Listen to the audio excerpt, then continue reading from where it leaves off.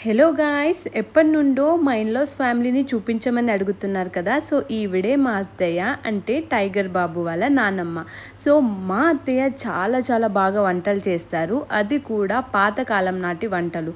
So ఇక్కడైతే 1 drop oil కూడా use చేయకుండా ఒక రెసిపీ అయితే ప్రిపేర్ చేస్తున్నారు. అదేంటో మీరే చూసేయండి.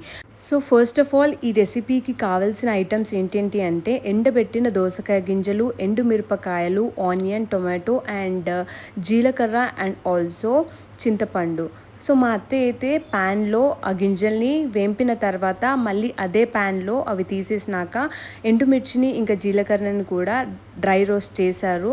అవి చిటపెటలాడిన తర్వాత వాటిని అయితే తీసేసి ఫస్ట్ ఆఫ్ ఆల్ ఏవైతే గింజలు ఉన్నాయో వాటిని పౌడర్ చేశాక అండ్ ఈ మిశ్రమాన్ని కూడా యాడ్ చేసుకోవాలి. వీటిని కూడా మిక్సీ పట్టిన తర్వాత ఏదైతే టొమాటో ఇంకా చింతపండు అని చెప్పానో వాటిని ముందుగానే వాటర్లో మగ్గించుకున్నాక అవి కూడా యాడ్ చేసుకోవాలి అండ్ తగినంత సాల్ట్ కూడా వేసుకోవాలి. అండ్ ఇక్కడ ఎల్లిపాయలు కూడా యాడ్ చేసింది మా అత్తయ్య అయితే. అండ్ మనకు కావాల్సిన కన్సిస్టెన్సీలో అయితే మిక్సీ పట్టుకోవాలి. అండ్ ఇక్కడ కొంచెం వాటర్ యాడ్ చేస్తుంది, ఎందుకంటే కొంచెం పేస్ట్ అనేది థిక్గా ఉంది కాబట్టి. ఆనియన్స్ కూడా యాడ్ చేసి ఒకసారి మిక్సీ పట్టి ఇంకా బౌల్లోకి ట్రాన్స్ఫర్ చేసుకున్నారు. ఇలాంటి ఫుడ్ తినడం ద్వారా ఆ కాలం నాటి వాళ్ళ లైఫ్ స్పాన్ అనేది చాలా ఎక్కువగా ఉండే, వాళ్ళకి రోగాలు కూడా చాలా తక్కువ వస్తుండే.